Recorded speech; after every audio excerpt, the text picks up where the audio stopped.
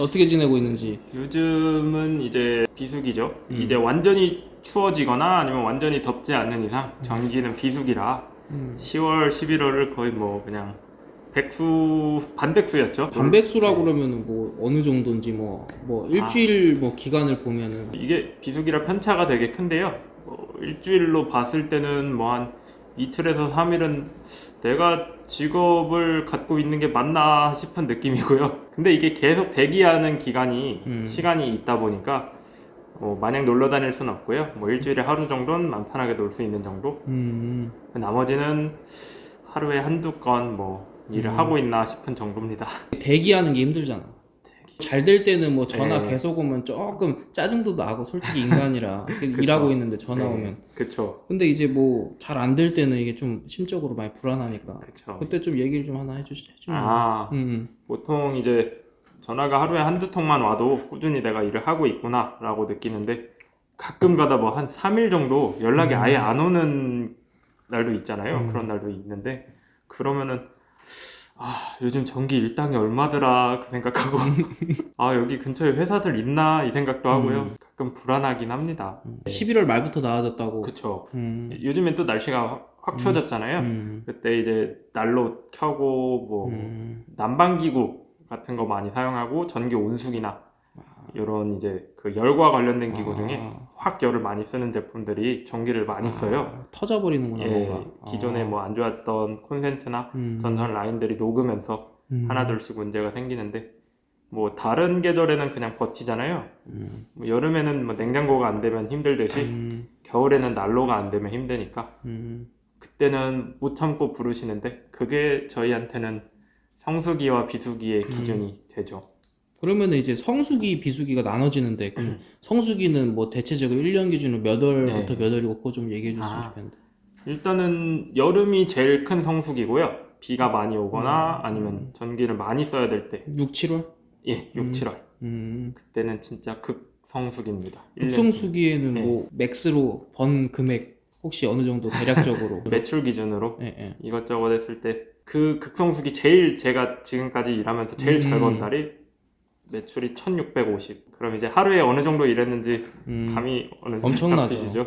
그러면은 그 한 달이 그랬으니까 하루에 제일 많이 그 금액은 어떤데요? 제일 맥시멈이 잠깐만. 괜찮아. 계속 녹화하면 돼. 네, 정기입니다. 예. 어쨌든 아까 그 질문에 답을 하자면, 하루에 제일 많이 버는 게 제 기억으로는 150 정도 됐던 것 같아요. 그날에는 아침 밥도 넘기고 점심도 넘기고 저녁에 한 10시쯤에 그때 첫 끼를 먹었어요. 그래도 뭐 돈 버니까. 배가 불러요? 그러니까 뭐 안 먹어도. 근데 그러면은 순이익률이 어느 정도예요? 인건비가 세고요. 보통은 이제 자재비나 뭐 홍보비 그리고 기름값 빼면은 순마진이라고 보시면 되는데, 아무래도 인건비 비중이 크다 보니까 반 정도 남아요? 반 이상이죠. 반 이상. 네. 비수기가 있잖아요. 비수기 얘기만 해도 지금 소스라치게 놀라는데, 몇 월부터 몇 월 정도가 비수기예요? 일단 성수기를 빼면 다 비수기입니다. 그럼 6, 7월 빼고 다 비수기라는 거예요? 그 아까는 그 여름 성수기 따로 있고 겨울 성수기 따로 있고. 그러면은 뭐 크게 보자면 6, 7, 8월 여름, 그리고 12, 1, 2월 겨울, 이렇게 빼면은 비수기로 보죠. 그냥 뭐 한 달에 보면은 어느 정도 나와요? 아까는 최대치를 말씀드렸으니까 최저치는 아마 제 기억에 날씨가 되게 좋았던 뭐 3월이나 4월 이때는 매출 기준으로 300. 한 달에 300이면 내가 일을 하고 있는 게 맞나 생각이 듭니다.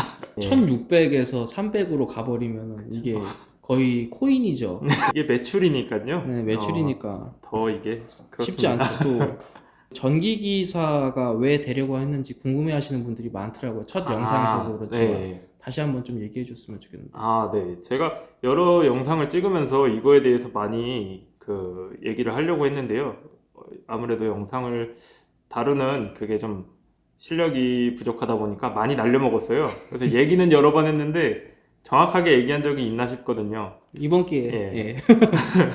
어쨌든 제가 전기기사를 하겠다고 언제부터 뭐 준비했던 건 아니고요.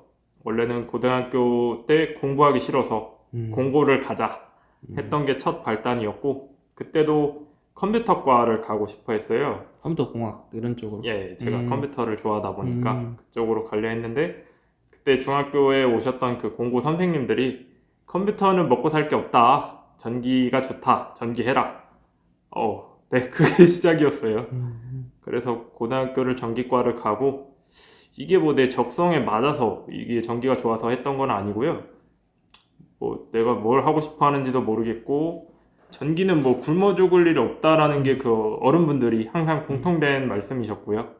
그리고 뭐 하고 싶은 거 없으면 기술이나 배워라. 어르신들 말씀 틀린 게 없습니다. 밥값은 할 수 있어요. 그래서 이제 전기기사가 됐고, 네. 그 자격증 취득을 계속 강조하셨어요. 네, 근데 맞습니다. 그 자격증 취득을 하면은 뭐 이거 땄어요. 그래서 뭐 이게 입사 지원 이런 걸 할 거 아니에요. 뭐 자기가 네. 바로 창업하지 않는 이상. 네. 뭐 일을 배우려면 취업을 해야 되는데 취업이 이게 자격증 있으면 바로 되나요? 바로 되는 건 아니고요. 그 자격증이 있으면 할 수 있는 일의 폭이 2배는 커진다고 생각이 들어요. 일단 뭐 자격증이 없으면 현장에서도 기능사는 요구하는 편이고요. 없으면은 뭐 몸으로 때우는 거죠. 전기를 배우려면 쉽진 않습니다. 그래도 내가 기능사라도 있으니까 현장에서 좀 배워보겠다라는 열정이 있으면 어느 정도 잘 가르쳐 주실 텐데 그것도 없으면은 사람을 잘 만나야 되고요. 그리고 기사를 계속 따라고 강조를 드리는 거는 내가 그 한계치가 높아져요. 기능사는 이제 현장에서만 계속 일할 수 있다. 뭐 거기서 현장에서 팀장급 아니면은 소장급 이런 식으로 계속 할 수 있는데 기사를 따면 이제 사무직으로 들어갈 수 있고 그리고 전기 계열도 되게 범위가 넓잖아요. 거기서 선택할 수가 있는 거죠. 그러니까 이게 기사를 따면 그 사무직도 선택할 수 있고, 그렇죠. 예. 뭐 현장에 뛰는 것도 선택할 수 있는데, 예, 그렇죠. 그 비율이 어느 정도 되나요? 대부분은 현장직을 원하나요? 이제 몸 쓰는 거 싫어하잖아요. 그럼 사무라는 게 결국에는 어떤 거예요? 전기 사무라는 게? 보통 제일 먼저 생각나는 거는 그 건축 현장에 있는 공무들, 캐드를 하면서 이제 거기서 사무를 보는 게 제일 먼저 생각나고요. 전기가 워낙에 범위가 넓다 보니까 제가 해봤던 태양광 쪽이라든가 아니면 신재생 에너지 쪽 그리고 렌탈 회사에서도 했었고 어쨌든 전기랑 조금이라도 관련이 있으면 전기 기사는 어디든 도움이 되니까요. 그건 뭐 그냥 우리가 흔히 알고 있는 잡코리아 이런 데서 모집 공고를 하나요? 그렇죠. 근데 옛날에는 이제 전기 기사만 따면 어디든 취업을 할 수 있고 먹고 살 걱정 없고 이런 말씀들을 많이 하셨는데 요즘엔 또 그렇진 않습니다. 그러면 처음에 입사했을 때 급여가 어떻게 됐어요? 가장 처음 예. 고등학교 졸업하고 제가 예. 입사를 처음 했었는데 그때 실수령의 기준으로 첫 월급이 130이었던 걸로 기억합니다. 많이 만족스럽지 않았겠네요. 그때는 처음에는 그래도 알바보단 나으니까. 알바보단 나았죠. 그리고 제가 고등학교 졸업하기 전에 고3에 2학기 때부터 취업계 그렇죠. 학교 가는 것보다 돈 버는 게 낫다라고 생각할 시기니까요. 그때는 그러면은 정리하자면은 고3 2학기쯤에 그 취업계를 내서 취업을 해봤는데 이렇게 좀 그래서 다시 대학을 가신 케이스인가요? 그렇죠. 원래 대학 갈 생각이 없었죠. 근데 이제 고등학교 그 관련해서 취업을 가다 보니까 한계가 있어요. 사람이 몸으로 때워야 된다라는 느낌이 강했고 솔직히 고졸이라고 해서 사람들이 무시하는 경향도 있지 않나요? 저는 그런 거는 시선은 신경 쓰지 않기 때문에 그런 것보다는 내가 한계라는 게 그러면 뭐 승진이나 어디 뭐 기회에 균등이 안 돼서 그런 건가요? 아까도 말씀드렸다시피 할 수 있는 일의 범위가 굉장히 좁습니다. 기능사는 현장직이 강해요. 그 느낌이. 만약에 고졸과 대졸의 이런 차별도 있나요? 처음 제가 느낀 차별은 그 모터 제조사였는데요. 고등학교 졸업한 그 반은 이제 생산직, 생산 라인이고 대졸자들은 이제 그 개발 라인으로 해가지고 그 차이가 있었죠. 같은 회사지만 다른 회사인 느낌? 약간 정규직과 비정규직 느낌? 다 정규직인데 느낌으로 보자면 그랬죠. 그들이 막 좀 무시하는 경향도 있나요? 많았죠. 그 현장 가면은 막 한국인 직원이 별로 뭐 본인 혼자인 경우도 많고 거의 외국인 뭐 조선족 분들이 많이 있다고 했잖아요. 왜 그런 것 같아요? 요즘 젊은 사람들이 이제 현장에서 힘든 일 안 하려고 하죠. 제 친구들만 해도 현장 제가 고등학교도 전기과고 대학교도 전기과인데 그 친구들만 해도 현장에서 일하는 친구들이 별로 없고요. 고등학교 친구들은 전기를 계속하는 경우가 좀 드물어요.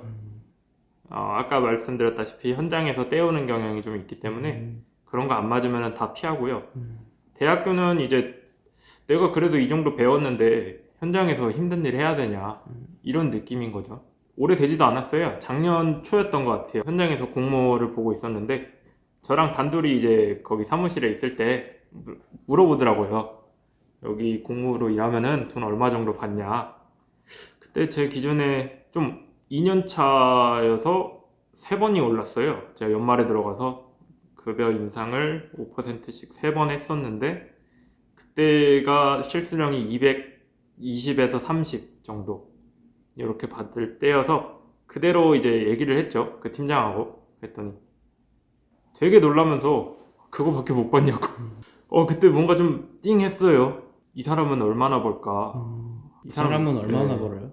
그 사람이요? 팀장이고 한 5명, 6명 이렇게 데리고 다녔으니까 아마 달에 600 정도는 벌지 않을까 생각합니다. 그러니까 그런 사례가 있어서 조금 더 현장직에 대해서 생각을 긍정적으로 하신 건가요? 그렇죠. 현장은 실력만 있으면 뭐 팀장급만 되더라도 먹고 살 정도는 충분히 벌 수 있다고 생각을 합니다. 이런 금전적인 이득 이외에도 다른 또 장점이 있잖아요. 어떤 장점이 있을까요? 일단은 가장 큰 장점은 출퇴근 시간에 제한이 없어요. 그래서 아침에 뭐 일어나기 힘드신 분들이나 아니면 내가 열정이 있고 체력이 많고 시간이 많은데 그 퇴근 시간에 구애받지 않고 일하면 하는 대로 벌 수 있다라는 점이 있잖아요. 요즘에는 이제 물가도 많이 올라가지고 본업하면서 퇴근하고 부업하는 사람들도 많은데 그만큼 체력이나 뭐 열정이나 이런 시간이나 이런 것들이 남는다면 계속 일을 할 수 있으니까요. 그거는 확실한 장점이 되는 것 같고요.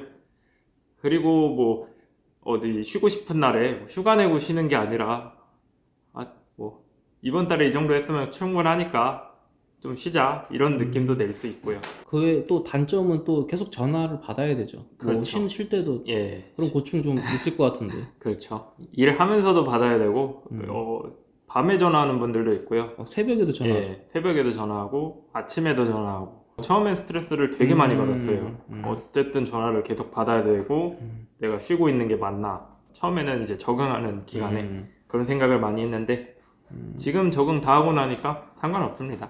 처음에 이제 이런 사업 비즈니스를 전화 받죠.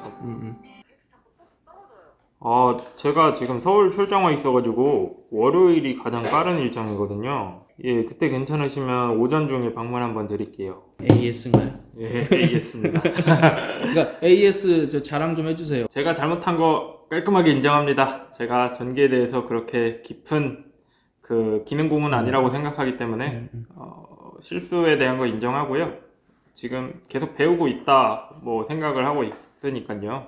혹시라도 제가 작업한 부분에 대해서 안 되는 부분이나 문제가 있으면 AS 비용은 따로 안 받고요. 그리고 다른 작업 다 제치고 AS 먼저 갑니다.